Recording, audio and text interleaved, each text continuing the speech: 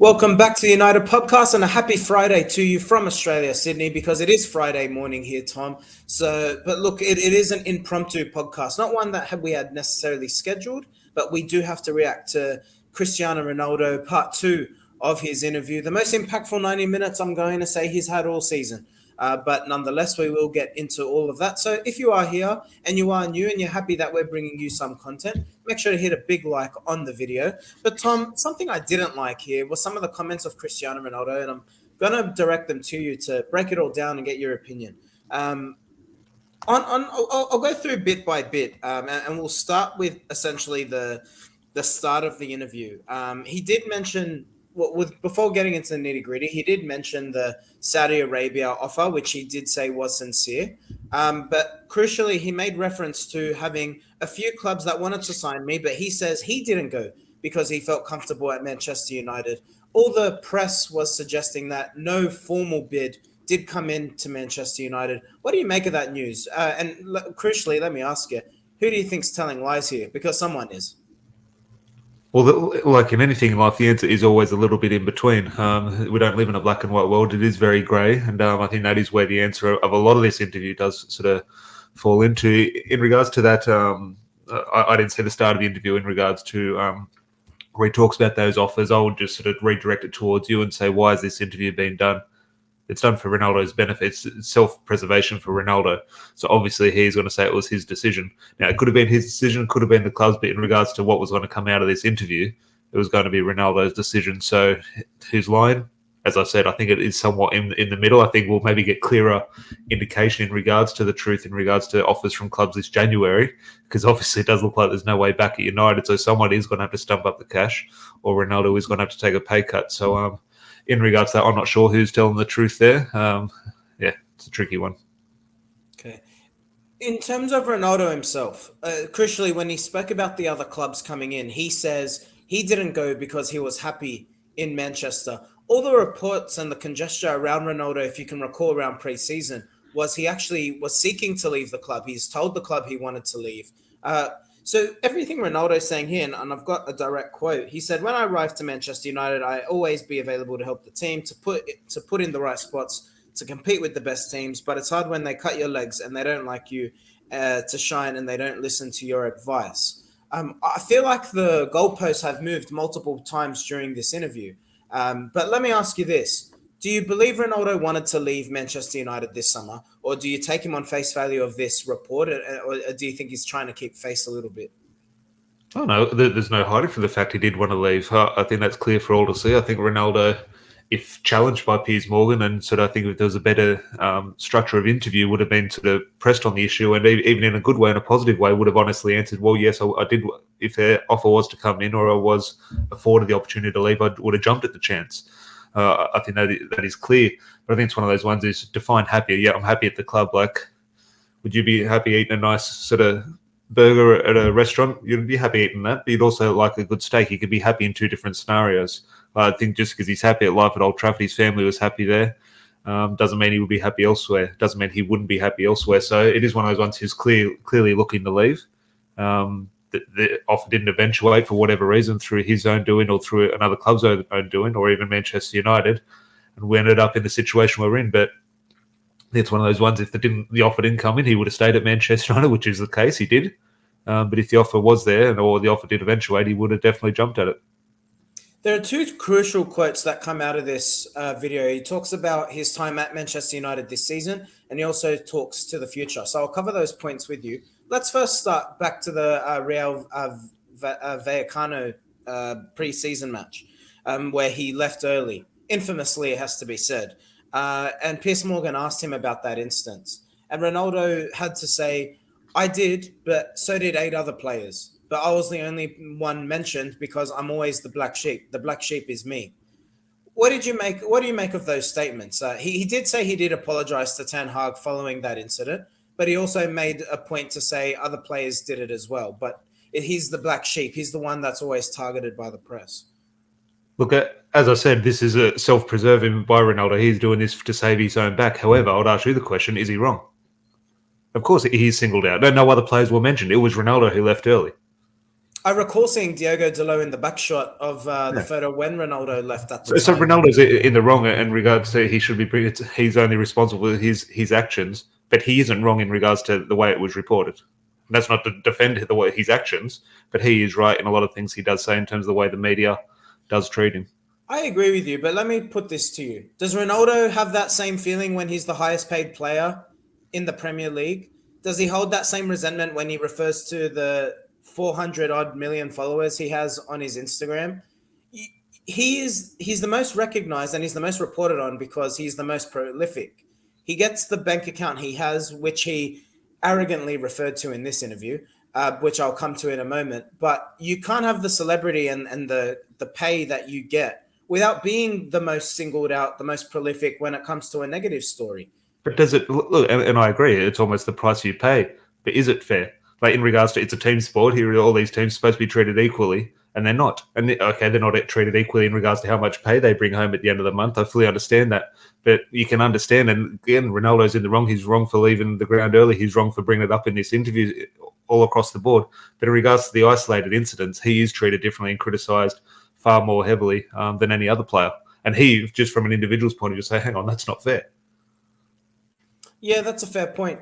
I want to talk about this is the side of Ronaldo I personally don't like. And I have to say, Piers Morgan definitely trapped him in it, but Ronaldo bit the bait. So he's Piers Morgan said to him, "Do you have more money in your bank account than you have Instagram followers?" And then he succeeds that by saying, "Oh, I'm just trying to upset Wayne Rooney more." And then Ronaldo makes a comment to say, "Oh, about the same." What is the relevance here? Can someone tell me? We know you're Yeah, rich. I It know. just Yeah. talks to the person's character. Yeah, no, look, the character's never in question. As I said, we sort of bring up these sort of news snippets and think, oh, look what this makes Ronaldo look like as a person. We've known this for 20 years, what type of person Ronaldo is, and the only reason he is that person, like, or sort of the upside of that side of his personality, it makes him the best footballer of all time.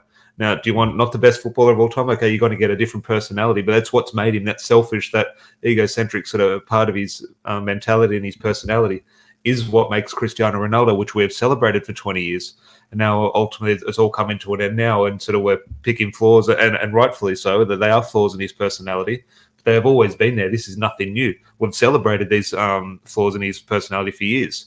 But now we're not a fan of him, so we're going to pick them apart and criticise him for it. So I don't like it, because obviously I like Wayne Rooney. It is stupid, it is petulant, but also I do sort of go back to as well. And again, it's Ronaldo's at fault for picking Piers Morgan and doing the interview with Piers Morgan.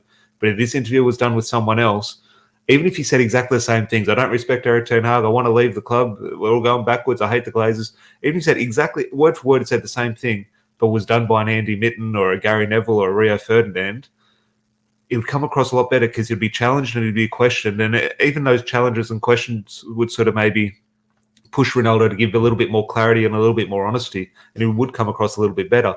But again, it's his fault for choosing Piers Morgan, and he can only have himself to blame. But I'm not sure he is fully aware of what Piers Morgan is doing. And Piers Morgan is obviously the type of journalist that he is, as I say, trapping him a little bit. Ronaldo, he did call you a spoiled brat in 2008. I'm not sure if you're aware of that, unless you suffer from short-termism, which is very possible, I suppose. But Tom, I will go on to talk about Ronaldo's form, and then we will get to Eric Ten Hag and his comments on Messi and his plans for the future. But on his actual performances, Piers Morgan did highlight to him, "You're not scoring as many goals this season." And what do you put that down to? And Ronaldo himself said, "I didn't have a preseason." So Ronaldo acknowledging his level of performance isn't there. So he says, "I didn't have a preseason. It's as simple as that." And he also goes on to state that when he's not feeling loved and mentally clear, that's also had an impact on his performance. Do you believe that to be the case? Or do you believe it's actually a case of maybe you just don't fit the system and you are on the downward spiral of your career? Yeah, I think, as I said before, I'm not sick of answering it, but I think it is sort of, you do have to bring it up every time you do make these points. A little bit of both. I think that the age, the system, the preseason, I think they're all in sort of working in tandem together. And unfortunately, that is the case. And we sat here, I think we did a video probably maybe 2 months ago, a month ago, ranking Man United's 3 strikers, Anthony Martial, Cristiano Ronaldo and Marcus Rashford, and sort of, okay, who would play if everyone's fit? And it was one of the situations where, in hindsight, it looks absolutely ludicrous. But you and I both sat here and said Ronaldo's got to play ahead of Marcus Rashford. And that's even with Marcus Rashford's goals. We both sat here and said that. Now it's absolutely stupid to say that now in regards to everything that's unfolded. But his form ultimately hasn't been good enough.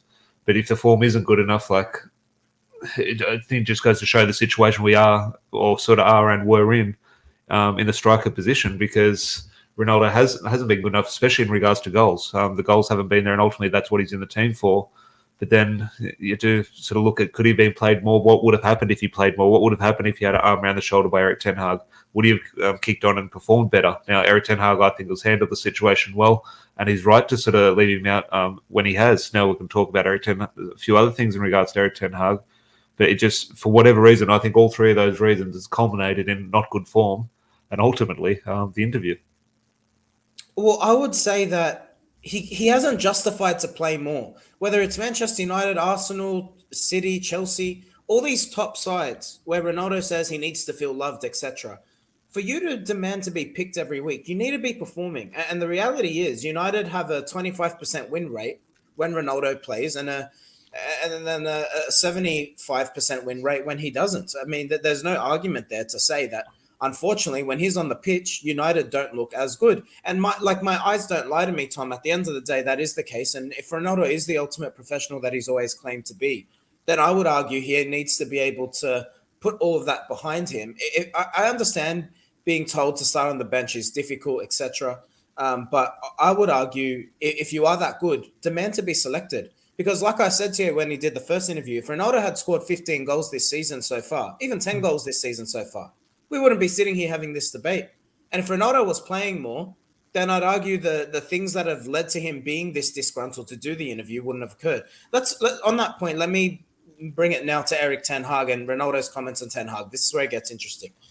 Piers Morgan asked him about the Manchester City game, where ten Hag obviously doesn't bring Ronaldo on. He leaves him on the bench.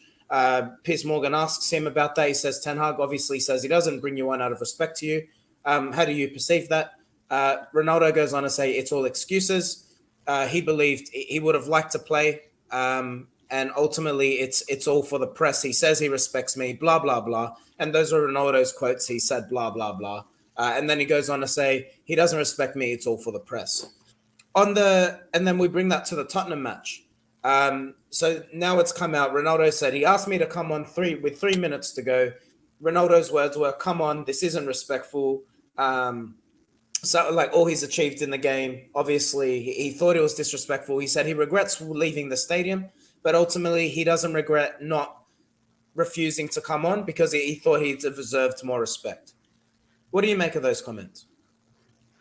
It's interesting. I think there's a lot to break down there, and there's sort of completely accurate in a lot of sort of aspects he does mention, but also extremely hypocritical in a few sort of different avenues in terms of you look at the Manchester City one.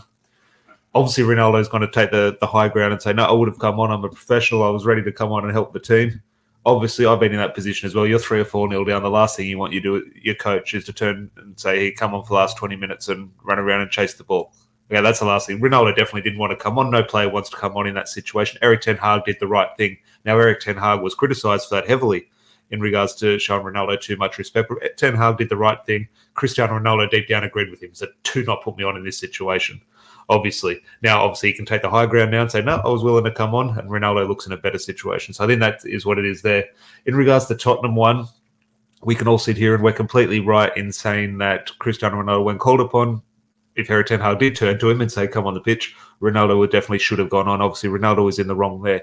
However, Ronaldo is in the right in saying it is disrespectful. However, Erik ten Hag, in regards to playing this situation and the scenario and the challenges he has with the Ronaldo situation, Erik ten Hag had to disrespect him there. That was a power play by Erik ten Hag. He didn't want to put Ronaldo on. He didn't want to put Elanga on. That was simply a statement. Now, that is disrespecting Ronaldo, but I'm not going to criticise Erik ten Hag for that because I think that is what is needed to move this situation on. And unfortunately, it's resulted in this interview and this situation. That is what's needed to get rid of the Ronaldo issue at the club. Putting him on with 20 minutes to go, it wouldn't have been a story. Ronaldo would have come and scored a goal. Everyone would have been happy, and this sort of prolonged issue would have been carrying on for a month or two longer. But I'm just thinking it was simply a power play by Erik ten Hag. And again, I'm not criticising. I think it's what needed to be done. But if you take it from Ronaldo's point of view, he would have seen it as disrespectful, which it was. But it is what was needed. So I do praise Erik ten Hag for it, but I can unfortunately see Ronaldo's side of it. When you see things like that, where it's, there's 3 minutes to go, you're being asked to come on, he's obviously not going to impact the game. Do you think which side of the fence do you sit on? Because if I'm being honest, I do empathize with Ronaldo because I understand the ego, the legacy, and the ego, like you said, is what's made him the player that he has been for the last 15 years. But let me then ask you this. Does he not have a responsibility as an employee because that's ultimately what he is. And he said in this very interview, the last few years, I see football as a business. Well, then, as a business, as an employee of that business, do you not have a responsibility to fulfill whatever direction has been given to you by your manager? Oh, yeah, no, Ronaldo's in the wrong for not coming on the pitch. We established that the minute he was walking down the tunnel, of course. But in regards to the dynamic, in regards to the situation that's happening behind the scenes between Ten Hag and Ronaldo, this wasn't about giving Ronaldo 5 minutes to help the team. This was a power play from the manager. And again, I'm on the manager's side of it, but from Ronaldo's side, he could understand, hang on, you're doing this for the wrong reasons. And I'm just thinking that is why Ronaldo felt disrespected. Now, Ronaldo has put himself in that position. He should have come on the pitch, but it's one of those ones where there are simply two sides to it. Now, I'm falling on the side of Erik ten Hag, but you can see why Cristiano Ronaldo did sort of feel it a bit disrespectfully. Piers Morgan did ask him about Sir Alex Ferguson and what Sir Alex's opinion was on the current situation at Manchester United. Ronaldo said, I haven't spoken with him for 1 month. I'm paraphrasing here, but he's always on my side. He understands me. He knows that. He knows better than anybody at the club that it's not on the path they deserve to be. He knows, everyone knows. So again, interesting comments by Ronaldo. Crucially, Piers Morgan asked him, what's your message to the fans if you are not to play for United again? He says, Manchester will always be in my side. The fans will always be on my side. Doesn't matter what's going to happen. I don't know. Look, I know you, Larry, and I know a lot of fans. I was at an event with Nani the other week. I know some of the people in the room I was with, what they used to say about Nani. We'll clamour for his autograph. We'll have a photo, sort of thing. And I was the same. I had a love-hate relationship with Nani. See him in person, you obviously wish him the best. So at the moment, Ronaldo is public enemy number one. I know there is a lot of unfortunate hatred towards him. Even I think a lot of people have a dislike towards him. But even you see a lot of Man United fans turn and sort of have that hatred towards him. That will ease. We've had bigger legends than Ronaldo leave the club and do worse things at the club. And we treat them with respect. So at the moment, it hurts. In a couple of years' time, when Ronaldo retires, we'll look back. We won't like how this ended. It's a shame. It's a shame how it's ending. But ultimately, we will look back, and the better memories will trump this unfortunate ending. So the fans will sort of be like Rooney. Half the fan base sort of hated Wayne Rooney when he left. He's this Scouser. He didn't want to be at Manchester United. He tried to force through the move to Chelsea and Manchester City. It's all forgotten about now when everything's done. So at the moment, I can understand people sort of disdain towards Ronaldo, but ultimately, I've seen this too many times before. We will remember the better times, but it is just a shame how it's ending. But he only has himself to blame for that. Yeah, agreed there. Finally, Tom, a little bit of fun, and I'm going to get into his comments around the World Cup and Messi and his plans for retirement, which I found quite interesting. But he on Arsenal, because Piers Morgan, of course, is an Arsenal fan. No one gives a shit, Piers. But he goes on to say, I like the team. I like the coach. I think they have a good team. And if Manchester United don't win the Premier League, I will be happy if Arsenal do. Is this Ronaldo pleading to Arsenal to sign him in January, Tom? We said the point of it, made a few points and a few mates. Look, obviously it's not going to happen, and Ronaldo sort of won't accept the current issues in regards to not playing, so it doesn't suit him to go to Arsenal.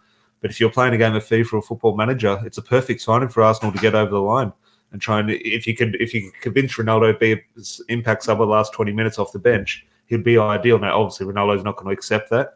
But I don't see a situation where he does go to Arsenal. Chelsea, you always think potentially with their owner could do something, and they're obviously still in the Champions League.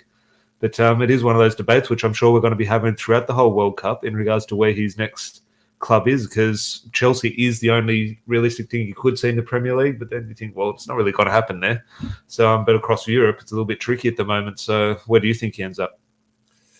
It'll be really interesting to see. I'm not sure. I don't think staying in England is beyond the realms of possibility, Tom. I really don't. I'm with you. I could see him going to Chelsea because they've only really got Aubameyang as a proven striker.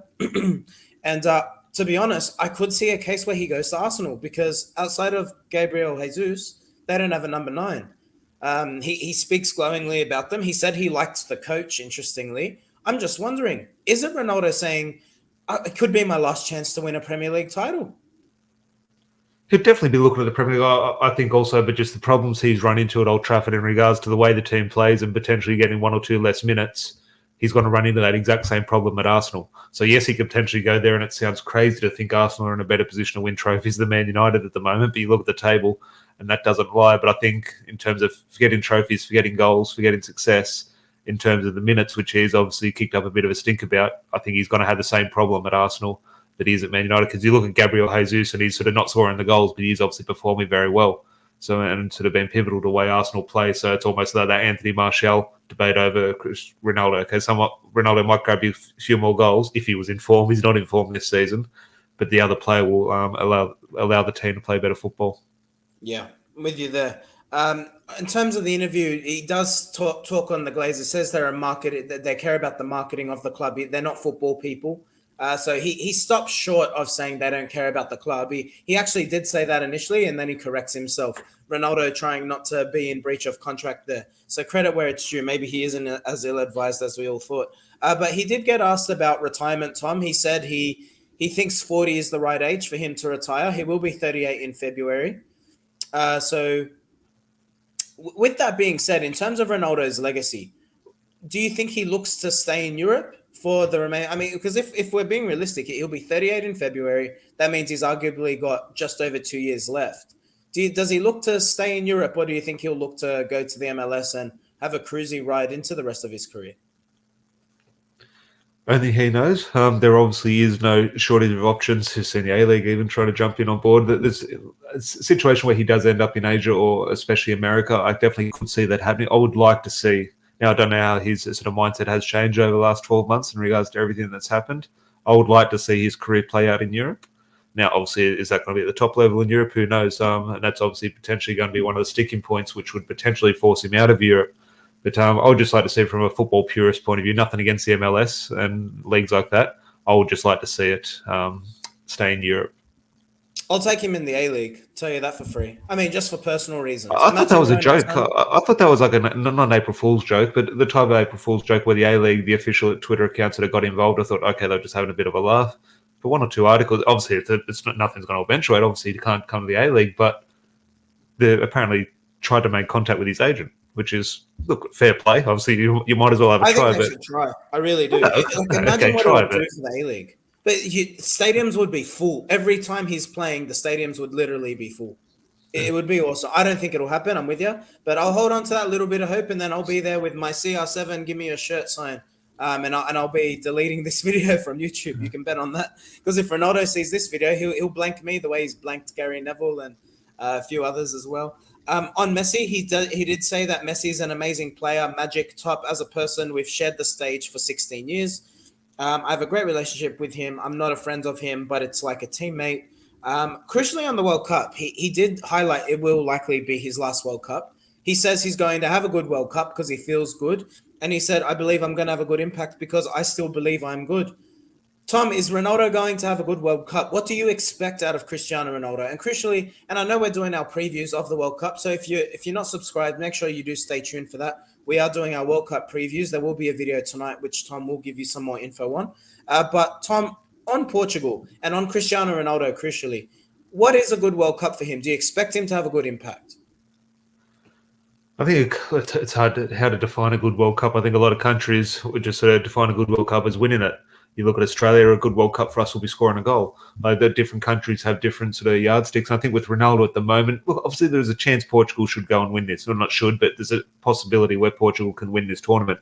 Now, that obviously would be a great tournament for Cristiano Ronaldo. I think from a personal point of view, he'll need a couple of goals. So I think Portugal will progress out of the group and Ronaldo maybe a match-winning goal and a goal maybe in the knockout stage, a big goal sort of thing. So that's what I think a good tournament will look like for Ronaldo, because he's not banging in the goals for United, so you can't just sort of completely demand, okay, he comes and scores him in the World Cup.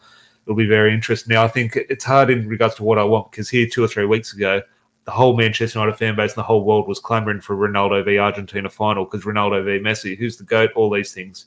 Now, Ronaldo's on our sort of public enemy list. and we're sort of siding away from Portugal. We said, no, we prefer Argentina to win it, where deep down, I think if I take a sort of deep breath and sort of take a little bit of a step back, I'd still like to see Portugal do well in Portugal v Argentina, regardless of the Man United feeling at the moment. In terms of looking at the last 20, 30 years of football, Ronaldo and Messi in a World Cup final, regardless of our feelings at the moment, it is still fantasy stuff. Like, it'd still be unreal, regardless of Ronaldo's form, regardless of if he's old enough, good enough, whatever. But I think a good World Cup for Ronaldo will be 2 or 3 goals and maybe a big goal in one of the games. I'm with you. I think for his legacy and just to write the final chapter of this story, if someone said to me, "What's your dream World Cup scenario?" I want Ronaldo to be. I want him and Messi to have the same amount of goals. I want them to be going into the World Cup final, Portugal versus Argentina, and I want one of them to score the decisive goal to win it. Just imagine the story. Yeah, no, it's ideal. Well, I think it's one of those ones when the whistle does sort of blow, and that was the first game is Qatar and Ecuador. Once that whistle goes, I think everyone will put Manchester United and sort of the drama around Ronaldo to the side, and we'll say we'll cross that hurdle in December or January when the club make a statement. But at the moment, football will take over, and the World Cup is about sort of football at its purest. And I think Ronaldo, the dislike of him sort of will be pushed to the side a little bit, and we can just enjoy it. But obviously, I'm also looking at Portugal in regards to the others. Manchester United aspect of it. We do have obviously Diogo Dalot set up Bruno Fernandes for a nice goal today. Actually, I think Bruno Fernandes might have scored 2 goals. So there is obviously a huge Manchester United element in regards to that Portuguese squad. 2 of them we currently like, one of them not so much. But it definitely will be interesting. But I do hope deep down he does have a good World Cup. I maintain that Diogo Dalot has a Lebanese passport. Tom, he looks like Bilal from Bankstown. Well, he's one of the only ones. He came out well. He came out well in regards to the Ronaldo interview. He did, yeah. He said he was one of the best young professionals he's seen. I do see that. Like we've seen Diogo Dalot Melbourne. I saw him in Perth. He's a big guy. Like you can tell he's an athlete. Like he's quite a big guy, Diogo Dalot. And obviously, you do look at the physical demands he's producing this season. Ronaldo's not wrong in regards to how he treats his body.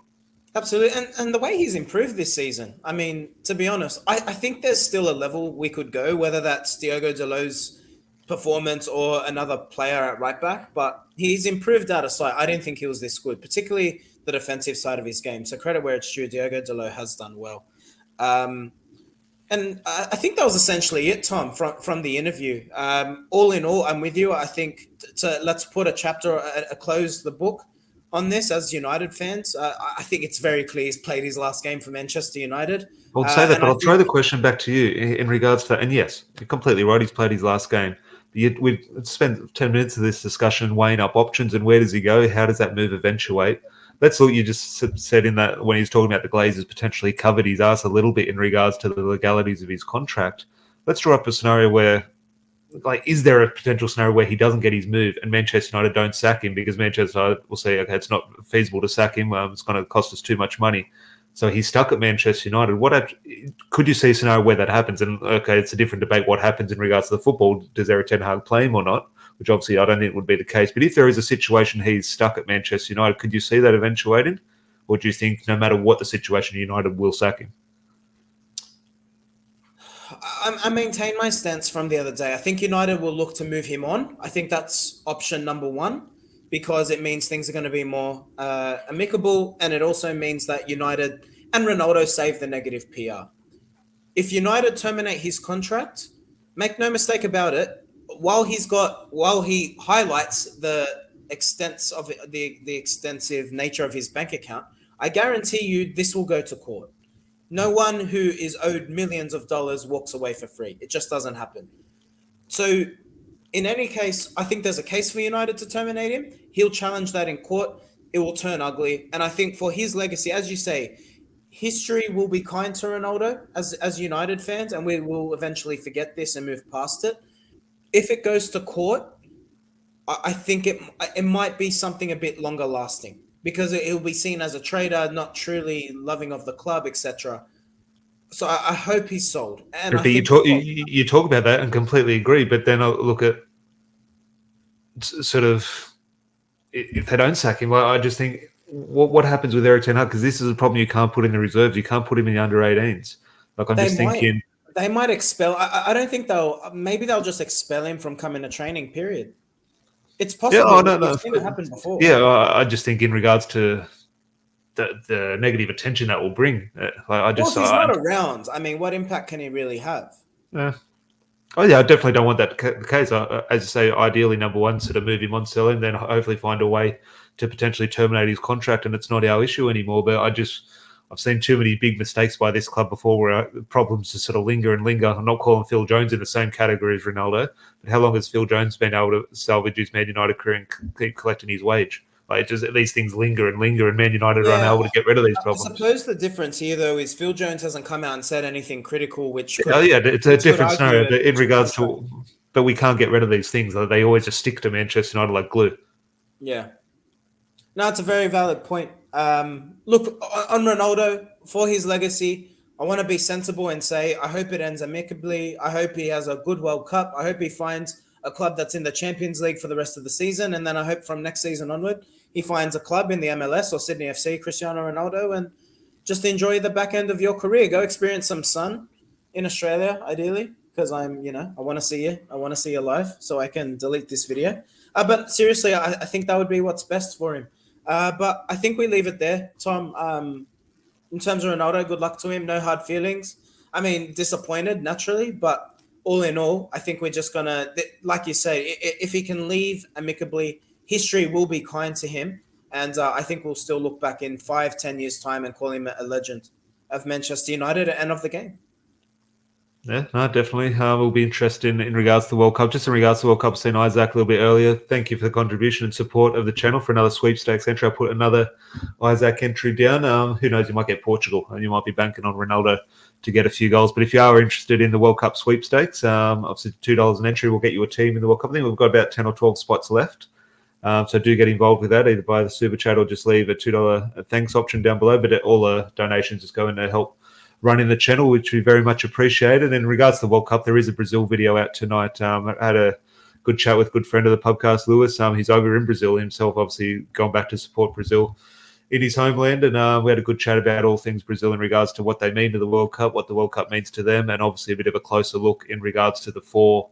So I think I made the point, I think, in there, obviously Ronaldo and Bruno and Delo makes up 3 players for Portugal. We have the same for England in Rashford, Maguire and Shaw, but I think Brazil is our highest representation. We've obviously got Alex Telles, Casemiro, Fred, and Anthony. So we had a little bit of a discussion about those 4 players and how likely they are. Obviously, Casemiro is going to play.